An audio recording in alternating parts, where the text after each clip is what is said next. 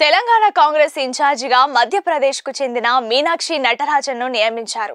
పేరు చూస్తే దక్షిణాదికి చెందిన నేతలా కనిపిస్తారు కానీ ఈమె మధ్యప్రదేశ్లోని ఉజ్జయినిలో పుట్టి పెరిగి అక్కడే రాజకీయం చేశారు. ఓసారి ఎంపీగా గెలిచారు, 2 సార్లు ఓడిపోయారు. అయితే రాహుల్ గాంధీని బాగా ఆకర్షించిన లీడర్ ఈమె. అందుకే ఏఐసీసీలో కీలక పాత్రలో ఉంటారు. ఇప్పుడు దీపాదాస్ మున్షిని తప్పించి మీనాక్షికి అవకాశం కల్పించారు. తెలంగాణ కాంగ్రెస్ కు కీలక రాష్ట్రం. ఆ పార్టీ అధికారంలో ఉన్న 3 రాష్ట్రాల్లో ఒకటి. అయితే రేవంత్ రెడ్డి కృషితోనే అది సాధ్యమైంది. ఎన్నికలకు 6 నెలల ముందు వరకు రేసులో కూడా లేని కాంగ్రెస్ ముందుకు రావడానికి రేవంత్ రెడ్డి కృషే కారణం. అయితే ఎందుకో కానీ ఆయనను నియంత్రించడానికే హైకమాండ్ ప్రయత్నిస్తోంది. ఏ పనికి అనుమతి ఇవ్వడం లేదు. ఢిల్లీ పెద్దల ద్వారా ఆడించే ప్రయత్నం చేసింది. తాజాగా మీనాక్షి నటరాజన్ నియామకం వెనుక రాహుల్ పాత్ర ఉందని చెప్తున్నారు.